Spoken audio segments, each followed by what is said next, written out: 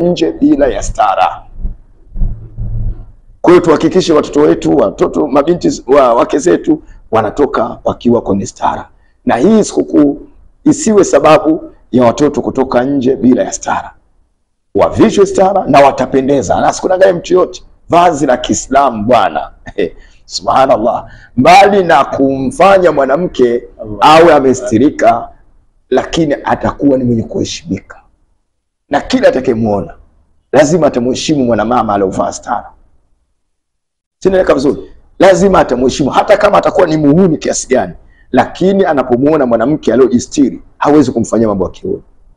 Hata akiwa mtoto wa kiuni, mvuta bangi, mbugia unga, kama atamuona dada aliyevaa Kiislamu, amevaa stara yake vizuri, hawezi kumtania abadan. Badala yake atampa hata asalamu alaykum, kumtakia amani ya Mwenyezi Mungu juu yake na kumpisha njia apite. Tofauti na mwanamke au mtoto wa kike akiwa ametoka mapaja wazi, kifua wazi, lazima huyu apate maudhi ya wanaume. Naam, mtazamaji wa Aqida Online TV, ametufuatilia matangazo yetu mubasharatan katika mitandao yetu ya kijamii Facebook, Instagram pamoja na YouTube. Mtazamaji, usisahau kusubscribe ili wa kwanza kupata habari mbalimbali ndani na nje ya mipaka ya Tanzania. Leo hii tunaye mratibu wa hijabu Tanzania, tutazungumza naye kadha wa kadha. Naam, labda mratibu, kwa tumezungumza mengi hapa, lakini je, kama watakuwa wanahitaji maelezo, maoni, yani inamaanisha kwamba kama utakuwa na maswali yoyote kuhusiana na mada hii ambayo tuweka mezani hapa, watakupataje labda? Namna kunipata ni kwa njia ya simu. Ndio. Ambayo ndio njia nyepesi. Njia rahisi. Ndio. Kwa hiyo ni vyema kila mzazi awe na namba yangu. Ndio. Sio tu kwa maswali kuhusiana na hii mada, lakini pia inaweza ikawa ikatokea changamoto kwa mvaaji wa hijabu, hasa watoto wetu wa mashule. Ndio. Ambao mara nyingi huwa zinatokea changamoto mashuleni kwa walimu dhidi ya watoto wetu. Ndio. Akamnyanyapaa, akamzuia kuvaa hijabu kwa misingi ya Uislamu. Hiyo hali ipo. Kwa hiyo kama itatokea hali kama hizo, basi ni vyema wakawasiliana na mimi, wakanipa taarifa. Kama ni mtoto kazuiliwa kuvaa hijabu kwa maana ya hijabu, ndio, basi ataweza kunipa taarifa kwa njia hii ya simu. Ndio. Na hapa pia, ndugu muendesha kipindi, ndio, nataka uelewe nukta nilikuwa nasisitiza hapa. Ikiwa amevaa hijabu kwa maana ya hijabu. Na hapa nilikuwa na maana. Ndio, maana gani? Maana yangu ni kwamba kuna watoto ambao hawakuvishwa hijabu. Ndio.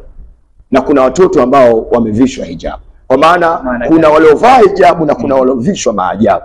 Unajua hicho kitu? Nini maana yake? Kuna hijabu na maajabu. Jamani, kila kitu kiko pairs. Nataka tufahamishe mahali hapo.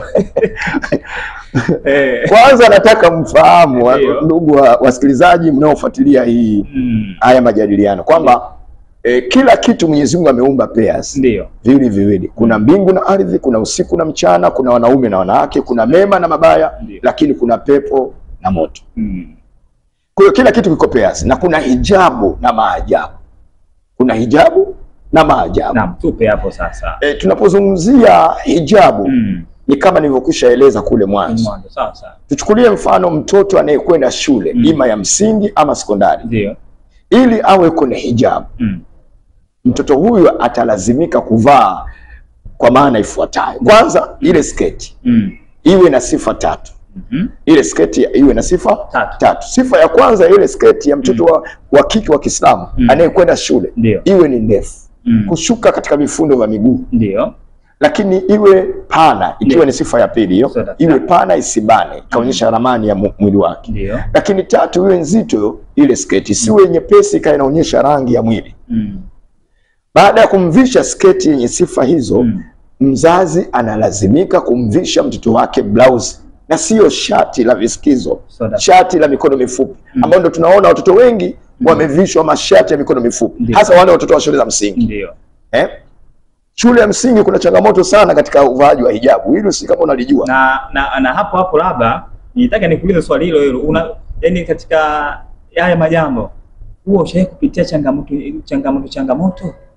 Kwa sababu ukiwa wewe ni mratibu wa hijabu Tanzania, bila shaka ukusagi changamoto, bila shaka changamoto zipo, na ndio maana hapa nazizungumzia. Changamoto zipo, ndio maana hapa nazizungumzia. Kwa hiyo niseme kwamba mtoto huyu wa kike anayosoma shule iwe ya msingi ama sekondari ama ile shule ya awali, lazima avishwe blausi ya mikono mirefu yenye muundo wa nusu kanzu na sio shati la mikono mifupi. Haitakiwi kwa mtoto wa kike wa Kiislamu kuvishwa shati la mikono mifupi au t-shirt ya mikono mifupi, ambao kama ile swala la t-shirt limekithiri hivi sasa mashuleni. Unakuta walimu wanawalazimisha watoto kuvaa t-shirt na wana siku zao za kuvaa t-shirt, Jumatano na Ijumaa. Sasa katika nukta hii ningependa kuwaambia wazazi kwamba wasiwavishe watoto wa kike t-shirt yenye mikono mifupi. Kumbukeni, tunakataza watoto wa kike kuvishwa mashati ya mikono mifupi. Sasa itakuwa ni maajabu tunakataa mashati ya mikono mifupi, tunakubali fulana za mikono mifupi. Hii itakuwa haina maana. Kwa hiyo mimi niwaambie wazazi kwamba wasiwavishe watoto wa kike t-shirt, hata kama shule inawalazimisha wasiwavishe t-shirt, wabaki katika stara kwa mujibu wa sheria.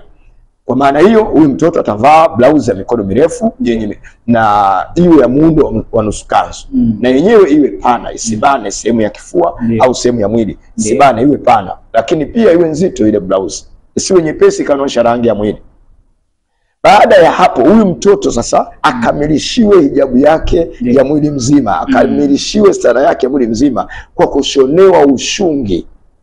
Ushungi ni kile kitambaa cha kichwani ambao wengine wanaita hijabu. Hakuna kitambaa cha kichwani kinachoitwa hijabu ulimwenguni kote. Hakuna kitambaa kinachovaliwa kichwani kinachoitwa hijabu.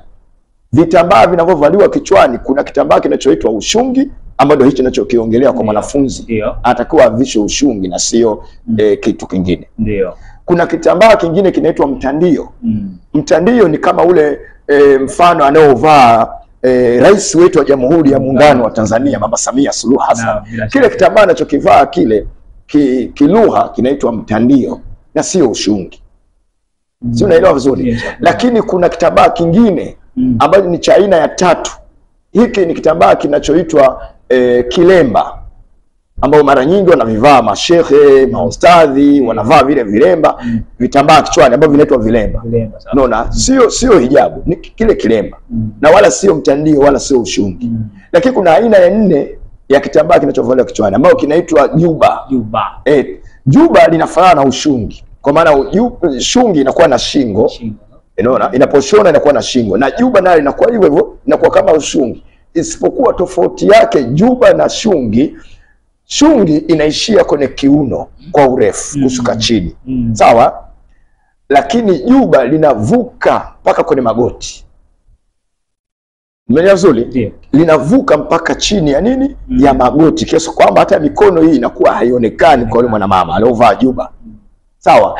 Kwa watoto wetu wanaokuwa na mashule, tunasisitiza wavishwe ushungi, sio majuba, wavishwe shungi ambazo zitakuwa ndefu kushuka chini ya kiuno. Sawa? Sasa mtoto ambaye amevishwa namna hii, kwa maana amevishwa kitambaa kipana ambacho ni kirefu kushuka chini ya kiuno, akijaishia juu ya mabega, kama mfano wa passport size, vishungi vya wallahi, tunaita vishungi vya wallahi, ambao watoto wengi unakuta wamevishwa vishungi vya wallahi, kwa maana yeye yumo kwenye Uislamu. Wallahi na mimi nimo kwenye Uislamu, aonekane. Hichi kishungi hakikubaliki kwa mujibu wa sheria. Shungi inayokubalika kwa mujibu wa sheria ya Kiislamu ni kwamba ishuke mpaka chini ya kifua, iende mpaka kwenye kiuno pale, ndio atapendeza zaidi na atakuwa amejistiri vizuri. Lakini sifa nyingine ya ushungi, uwe ni mpana, usibane sehemu ya kifua, sema mabega, uwe mpana, lakini uwe mzito, usiwe mepesi ukawa unaonyesha hata rangi ya masikio au shingo au kifua chake. Sisi tuko pamoja hapa? Naam.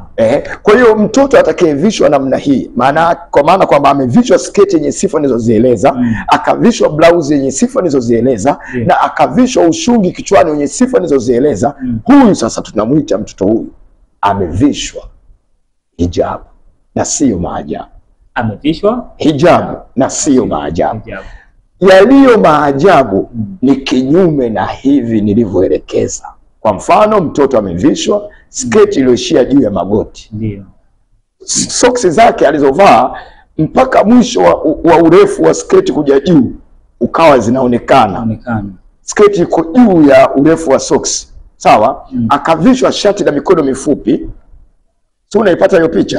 Akavishwa shati la mikono mifupi, alafu akavishwa kitambaa kile cha kichwani kimeishia juu ya mabega au kimeishia pale ulipoishia mkono wa shati. Sawa? Huyu tunasema hajavishwa hijabu, bali amevishwa maajabu. Sasa sijui kama umeelewa tofauti ya hijabu na maajabu. Naam, mimi nimekuelewa.